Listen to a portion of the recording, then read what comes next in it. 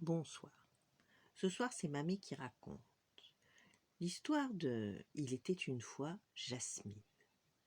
Il était une fois, au royaume lointain d'Agraba, une princesse qui en avait assez de son palais.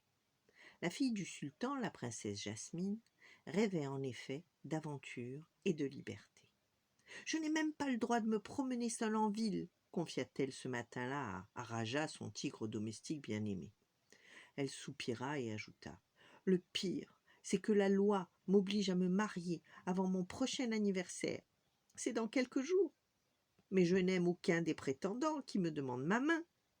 Moi, je ne veux épouser qu'un homme dont je serais tombée vraiment amoureuse et qui rêverait lui aussi d'aventure et de liberté. » Pendant ce temps, au marché d'Agraba, un jeune homme pauvre, appelé Aladin, courait dans son repaire sous les toits pour échapper aux soldats.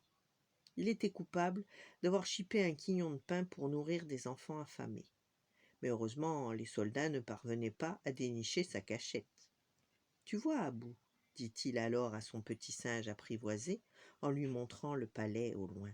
Un jour, nous aussi, on sera riches et on pourra enfin faire tout ce qu'on veut. » Il ignorait cependant que la richesse ne donne pas toujours le bonheur.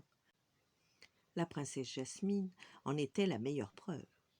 Déguisée en servante, elle avait décidé de se sauver du palais, préférant vivre à la belle étoile que de se marier contre son gré.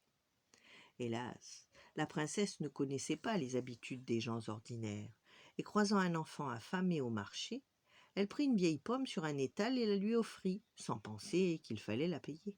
« Je ne savais pas, je n'ai pas d'argent, » s'excusa-t-elle auprès du marchand, qui hurlait « Espèce de voleuse, en prison !» et il appela la garde. Par chance, Aladin, qui passait justement par là, entraîna la jeune fille à l'abri dans son repaire. Ils bavardèrent un moment, découvrant ainsi qu'ils avaient les mêmes rêves et se plaisaient beaucoup, quand les soldats trouvèrent la cachette d'Aladin. Vite, Jasmine ôta son déguisement et à voir. « Je suis la princesse Jasmine. Ce garçon est mon ami, relâchez-le. »« Impossible, nous agissons sur les ordres du grand vizir Jafar. » Et ils emmenèrent en prison Aladin, qui n'arrivait pas à croire que lui, modeste mendiant, venait de tomber amoureux de la princesse Jasmine.